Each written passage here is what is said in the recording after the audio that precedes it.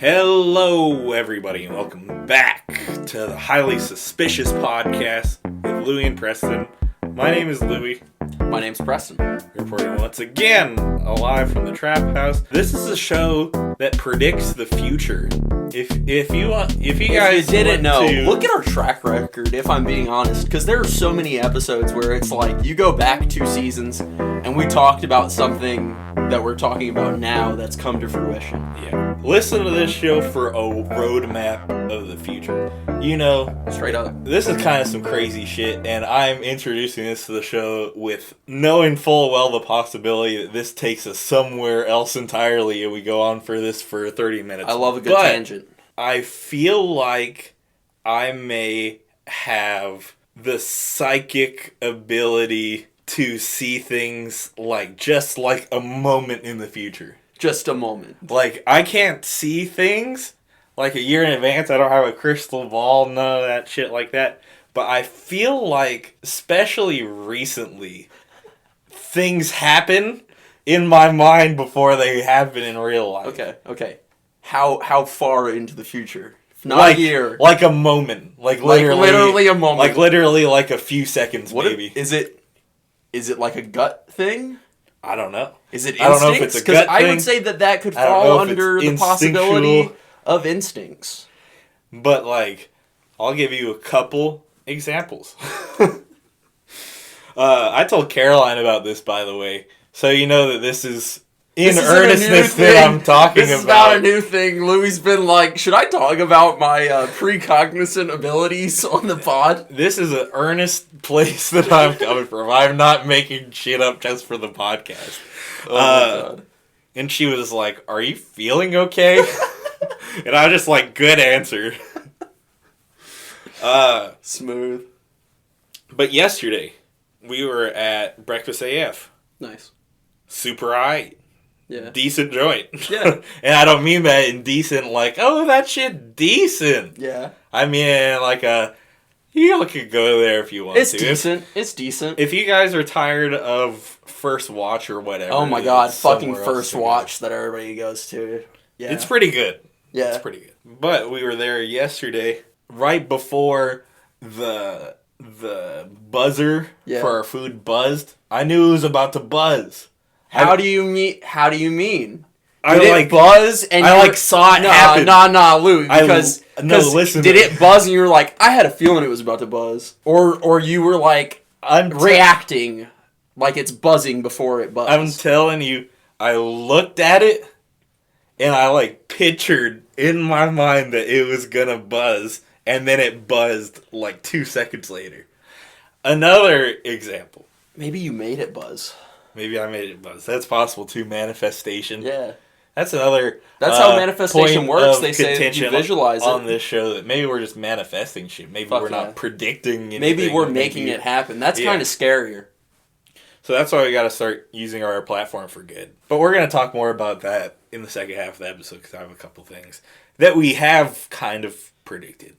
Another example I have for seeing just a moment in the future. I was watching college basketball last night, and Arizona was playing Iowa State, and the only reason why I was betting was because I had more money than I cared to admit on the podcast on Iowa State money line, and Iowa State was up 3 with literally 2 seconds left, and they inbounded the ball, and in my head, I am like, they are about to make this shot right here. They are about to heave it all the fucking way across the court and make this shot. Damn.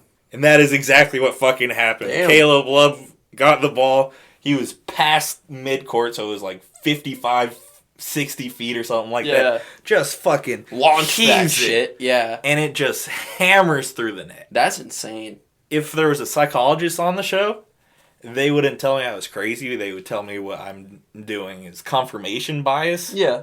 Where I'm just like, yeah, I knew that was going to happen after it actually happened. Yeah, that's what I was saying. Is it confirmation bias? It could be. The other possibility is instincts, and I totally believe in intuition, and that if you have a feeling that something is going to happen, there's some subconscious That's part of getting older. That's some subconscious I've level. seen more yeah, shit. You've I seen kind more of- shit, and so you have more to base that off of. So listen, I will give updates for this on the show, Okay. If there are any developments, even if they are the opposite of developments, if I feel like You're just that's out of not sync. happening to me Yeah. anymore. I told Caroline, like, it might be like my third eye open or something. Hey, Like, listen. I'm just Louisville seeing has the field. a weird history as far as psychic phenomena go. Yeah, like the witch's tree. Crazy. No, this is the craziest bows of fucking Reddit that I've ever seen in my life, bro. And I've not deigned to go there as an actual conversation. It was like this video interview that took place in Louisville.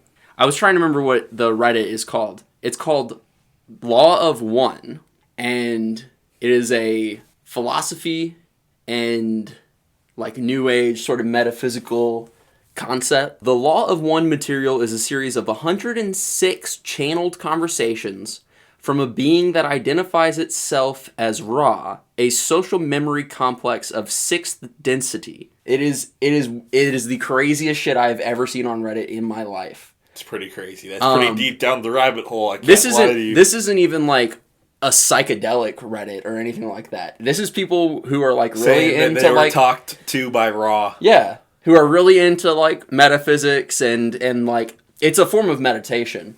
But the concept is that so the original interviews or like recorded conversations, the 106 took place in Louisville. What if you're just channeling, Louis? What if you're coming in contact with I could be. a higher dimensional being that is allowing you to see the future? Listen, if anyone listening to this show has a take, want to tell me that I'm crazy, want to possibly give me some explanation for what I am thinking and feeling, I'd love to hear it. Preston's DMs are open. Just right into that highly suspicious. Yeah, send it to the highly suspicious account and I'll look at it. Oh my god, I didn't know that this shit had anything to do with like ancient astronauts. That's hilarious. Okay, are you looking for something in particular or are you just browsing? I swear that this took place in Louisville. I just have not been able to confirm that That's okay. right now. But yeah, so Trust me, bro. the little bits that I've been able to decipher is apparently that this entity is explaining like to the person that like through whoever the recordings are of that's possessed by this higher being is explaining that basically here is what's going to go down before aliens reveal themselves to humanity, which is just like I swear I've read that this took place in Louisville. Why Louisville of all places? Makes sense to me. Makes sense to you? If anybody's gonna get the good word of when the aliens are gonna come, might as well be Louisville. I do think that there are places with some sort of geographical significance, whether it's on like a fault line Something or like that. Some magnetic pole shit. Yeah, something like that. Because like it's the shit with like the Bermuda Triangle Yeah. where it's like why does I shit just saw there? something recently about that, and somebody said it's actually just like a weird mix of air currents that make Something like that. the Bermuda Triangle impassable. What else do we got? We can keep it in the psychic and weird shit. I got told that my workplace is haunted. I feel like I'm getting deja vu right now because I feel like I think I told you this This maybe has off happened the before. pod. I think I've told you this off the pod. But I got told that there's like an old lady and some little kids that haunt my workplace. And then I opened this morning by myself and was kind of just like, I hope that they don't mind that I'm like, I hope I'm not waking them up. you'll have to let me know if you ever see anything. I'll bring the Ouija board to work Yes. for a do really it. slow day. For a podcast. So, it's your intermission. We're about halfway through the show. I'll put on one of my work jams. Let's hear it. That'll be a real change up. No hip hop. This is an instant ad for me. Oh, really? What is it? This is Kurt Vile. You know who that is? You don't even know who that is? You'll like Kurt Vile. You should. I'm gonna put you on game a little bit. Should save all those songs.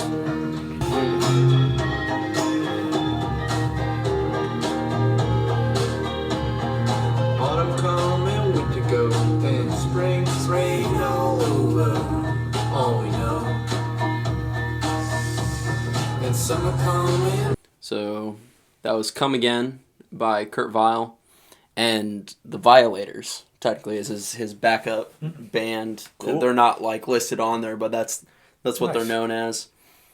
I actually kind of can't believe that you've never heard of him. Never. He's kind of, I would say he's one of the more popular, like, sort of indie How guys. popular is he? Let's see what those stats are. Let's see, we're at like 858,000 monthly listeners. That's not too crazy. Not too crazy, but thought you might have heard of him. Again, it's one of those things where if I could have, I would have. Yeah.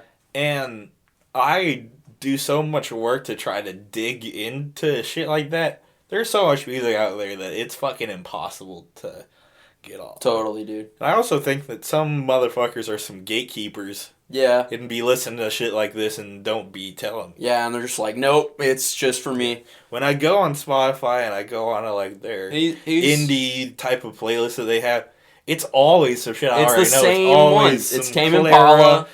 Clara, it's always some, Yeah, you know, I totally agree. Men I Trust and all good shit. But it ain't But that. if I'm trying to find new shit, why Yeah. are you showing me some old shit? I cannot stress how much I just fucking hate Spotify Shuffle. It's just not good. Apologies to our Spotify overlords. We're just pulling another. We're just John Oliver making we're- fun of HBO. Yeah. Like it's all I'm good playing fun. the character. It's all good fun. I'm playing the character of Louis, the brash douchebag who doesn't like anything. So Kurt Vile just had a. I thought this was newer just because the way that it was listed on his bio on Spotify. But back in 2023, he had Back to Moon Beach, which he was calling an EP, but I mean it's almost an hour long. It could be an album. Yeah. This is from Bottle It In, came back out in 2018.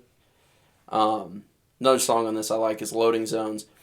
It's one of those things where it's like, lyrics are pretty simple. He says "come again" a lot. Sounds great. He says though. "yeah," but sonically it's amazing. I love the banjo. He's quoted, like I said while we were talking through it, he's from Philly, which is interesting. Like, Philly suburbs. Oh my god. 10 out of 10 kids. Third oldest of 10 kids. That's crazy. But he said he got a banjo from his father as a kid, age 14, and he kind of wished it was a guitar, so he just ended up playing it like a guitar, and got into writing little tunes and into recording it, and That's awesome. Is this ended up being just one thing after another. alt country? I would not say that this is country, even, because What he's would got you other. describe it as? He's got other. I would say that it's folk adjacent. This one specifically just because of that banjo. He's got other stuff that I would say is more sort of rock like direction. I really like. Oh well, we're talking about this particular song though. We're not talking about what he. And you were saying Always saying does. it almost has like a poppy sort of thing to it. There's pop sensibilities to it. That's probably how I would describe it. Like just in almost like the music theory sort of way of like Yeah, it's very melodically the way that it's pleasing. structured. It doesn't have like I feel like Dude, it's one of those songs there where are it's like country melodies. it's just such it's like great sonically, and so I don't even really give a fuck what he's saying. I like the way he's saying it, yeah. and you get into the lyrics, and it is some, I would say maybe not country in the modern way, but in like sort of those folk country ballads that, you know, were like traditional Yeah. country music. because it gets into talking about like the seasons coming and going, and wanting to die and be reborn, just like the seasons. They come and pass and come again. And I like the line, the music and the whiskey, and it's warm and nurturing in a weird way. And it's like, that kind of paints a picture a little bit. Yeah. It That sounds country to me. sounds pretty country. If you put that in a fucking Morgan Wallen song, you would be like, yep, that sounds about right. Yeah, yeah. And then Summer Making Your Blood Boil. Yeah, there are some good lyrics in there for sure, but I'm definitely it's so you simple. where I'm just kind of carried away by the music, and I'm almost not even You know what's paying even attention crazier? to the lyrics. We always talk about like song length. How long is that? 5 minutes? This is like 5 minutes 44 seconds with that like musical outro. That's pretty long. You know what I will say?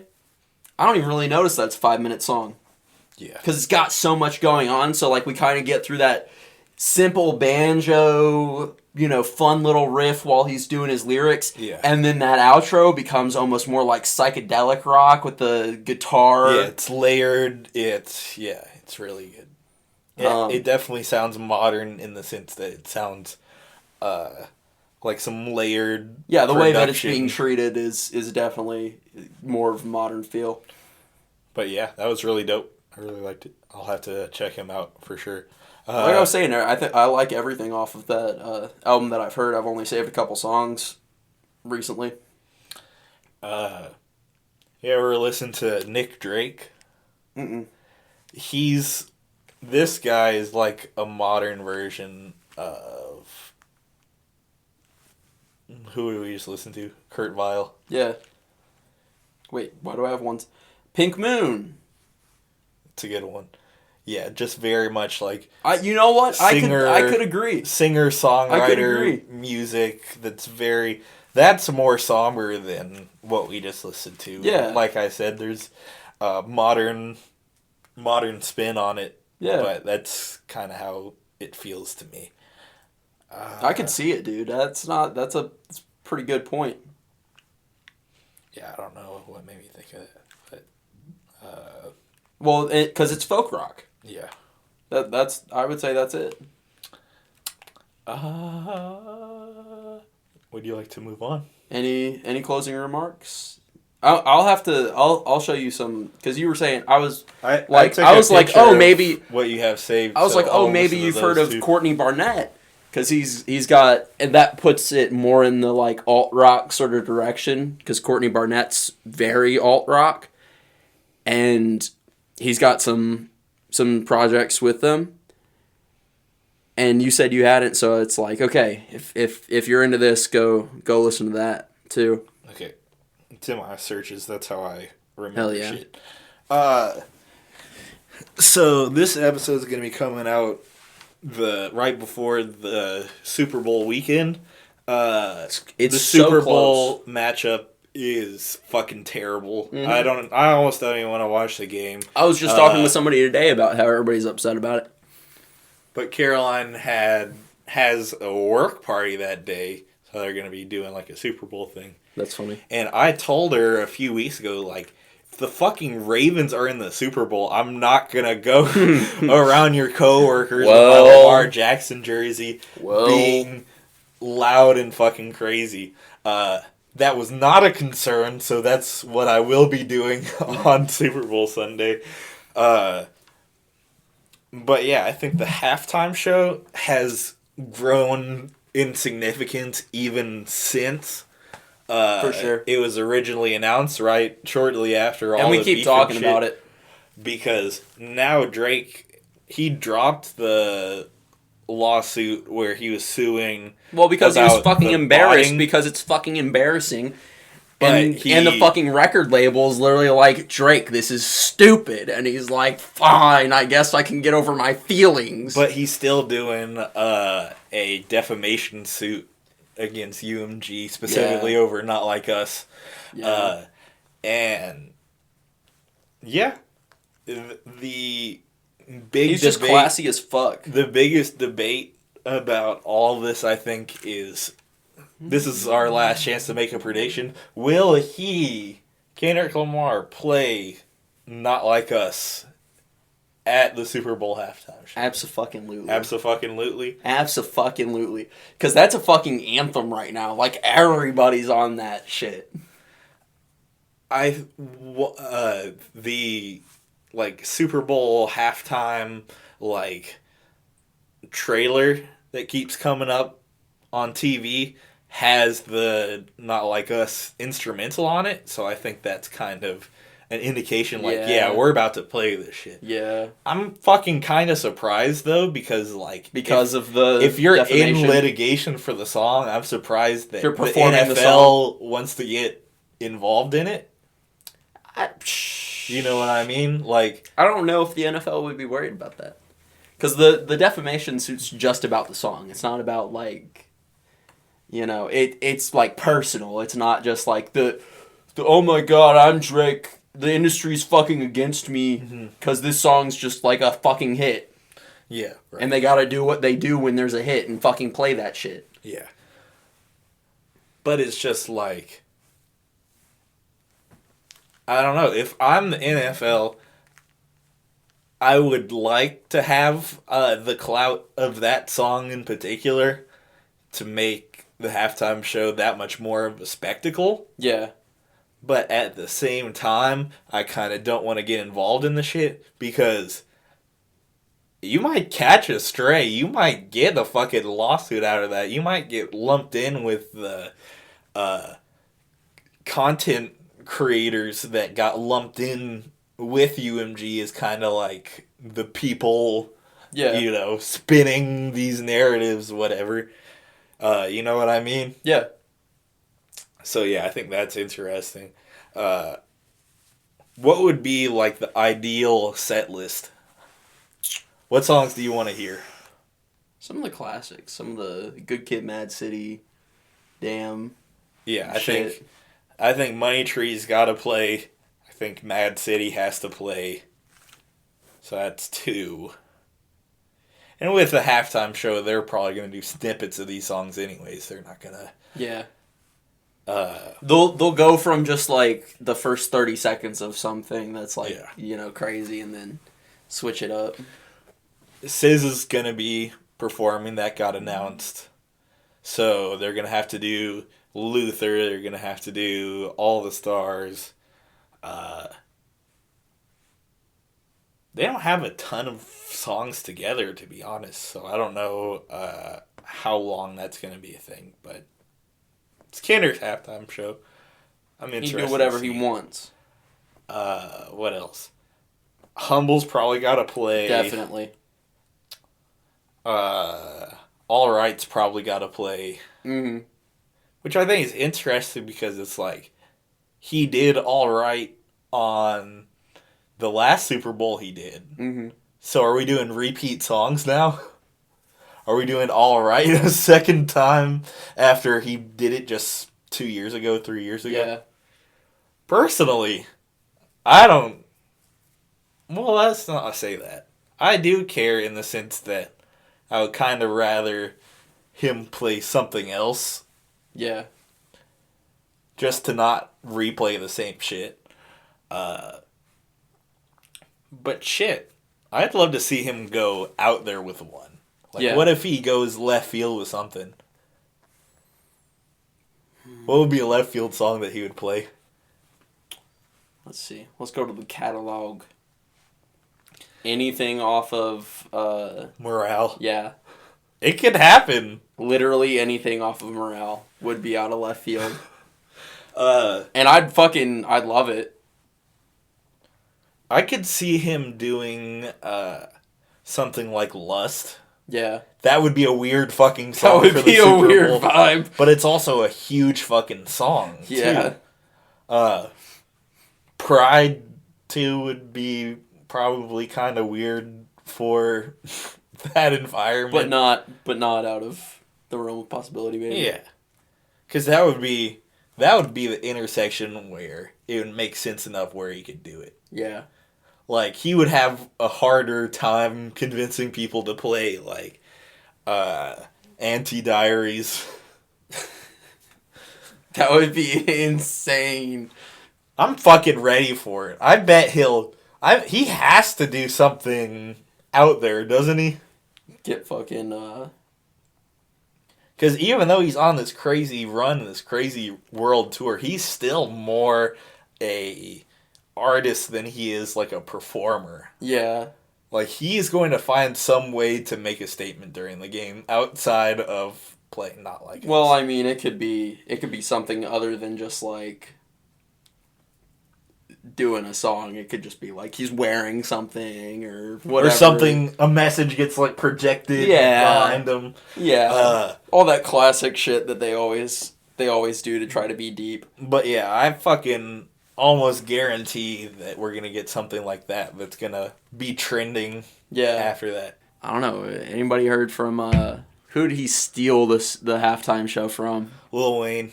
Anybody heard from him recently?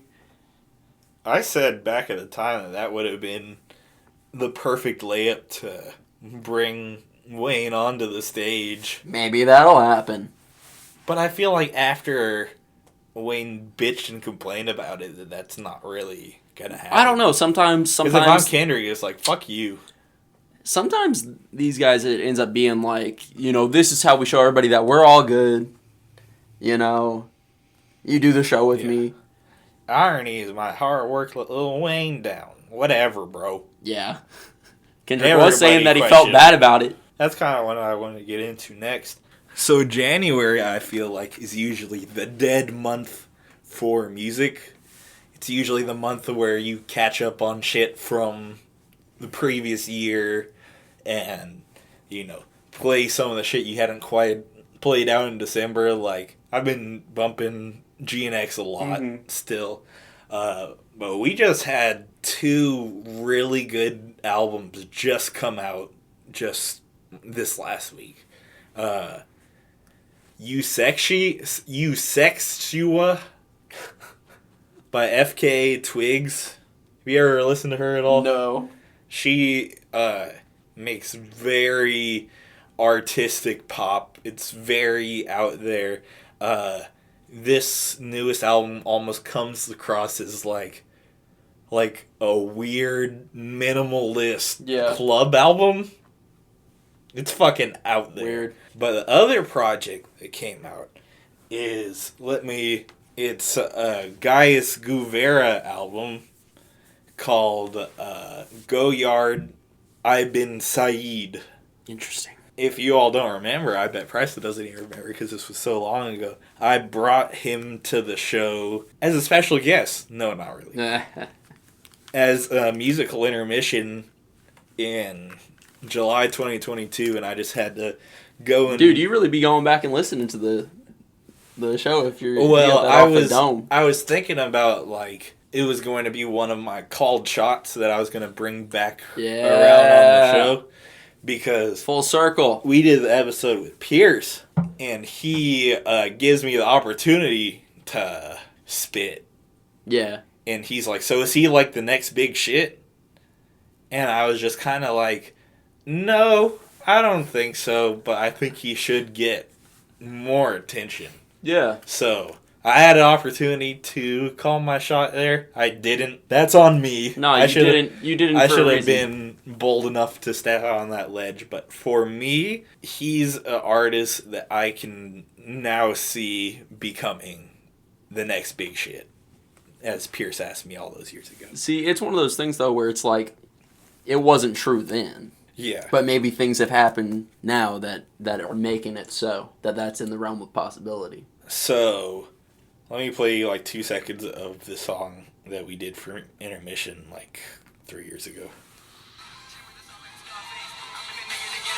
Do you remember this? I remember that. I remember the name of the song specifically. This album was very different from that because the big conversation we had during that intermission is mixing elitist. Yeah. Which was something that he had talked about in an interview. And that song in particular, but really that whole album, the vocals are very buried under his production. Yeah. And at certain points you can't hear what he's saying, especially on first listen. Yeah. He's still a little bit like that, but the concept behind Goyard Ibn Said is it's this rapper persona that he's created where he's kind of like, you know, the prototypical hard rapper rapping about things that you'd expect a rapper to rap about. Yeah. And then, but this concept is he kind of, his story is that everyone just enjoys his suffering, and he is made for like the white That's crazy. the white audience Yeah. of like, you know, enjoying black suffering and that sort of thing. And he gets fucking deep into it. That's interesting, man. And that doesn't sound like something that would be mainstream accessible. Well, okay. But some of these songs sound like some mainstream shit. Like he Yeah. purposely kind of buys into this character. Well, it can to- be one of those things where it's like, if the metaphor is buried enough, where it's like only the people like you and me are gonna really get that. Yeah. That's what he's doing and that's what he's talking Yeah. about. Right. But you can- then, as long as those beats are there, yeah, you can enjoy the layman isn't gonna question the shit. you can enjoy the project without digging so deep into like the real meaning of meaning. it. Yeah, but just like this dude's references are fucking insane. Louis. I think it's just a reminder that there are people out there that don't listen to music like you and I do, where it's just like they listen to a song and they're like, "It was good, I liked it." I think that's cool though. Like that, there's no actual opinion to it of like I heard this and there's nuance and whatever. It's I like it or I don't like it. in certain ways, I've become less elitist of a music listener in the sense that, like, I've started to understand, like, whatever people's objective listening to music is different. Like, Totally. my buddy who I used to talk about music with all the time really has stopped listening to a lot of new music. He says that when he's just, like, driving in the car, he just plays, like, jazz. Like, he just shuffles a jazz playlist on Spotify, and it's just Perfect. like, if you're just trying to mindlessly drive, that's perfect. Yeah. A lot of people use music for, like, the gym when you're fucking lifting to just go the extra Lock the mile, fuck in. having some... Yeah. And a lot of the people don't listen to music like me in the sense that when I was growing up as, like, an only child, Yeah. like... It's one of the things you had to do. Yeah, I had music as, you know, a way to, like, you know, like, enjoy it. Like, Yeah. it would be the main event sometimes, and Yeah. sometimes it would be, I'd be listening I'd say actively while playing video games in that or specific whatever. situation, it's like it is a window into a perception other than your world or your parents' Yeah. world, you know? And so, like, for everybody that's true, but if you're an only child, I think there's even more importance to that. Yeah. But yeah, this whole project is like, he talks about some crazy shit on here. He talks about, you caught a body for the critical acclaim. He's talking about all this shit about how this image of black suffering's being projected Yeah. like onto the big screen for all of us whiteys to kind of enjoy. But yeah, the referencing is crazy on here, but the sampling too is like, he has little vocal clips at the end of like every song, Cool. and it all fucking ties into like what the fuck he's talking about. Like, it's fucking insane. Like, What kind of vocal clips? Like him doing some spoken word stuff? no, Or like samples. Like, he's sampling other people's vocals, and like, you know what I mean? Yeah. Like, here's a good example. This is I like, thought you maybe meant like some... People use television, but the pixel. yeah, this is a good example. This is like this is the last thing you hear on the album. Oh, sick. It's a Dave Chappelle quote. Yeah. Okay, that's what I meant. That's what I meant. But the pixel was in blackface.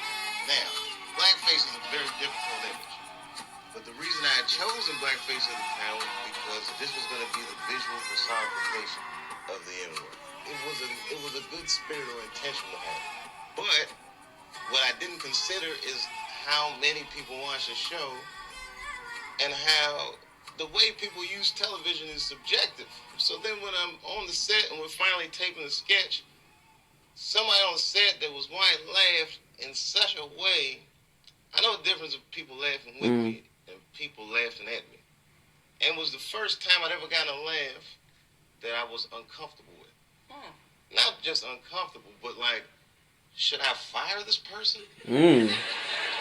So, like, that tying into all of the shit that he's saying where, like, rap's being consumed in a way that, like, they're not necessarily in on the joke with you. Yeah. You know what For I mean? sure. Like, they're...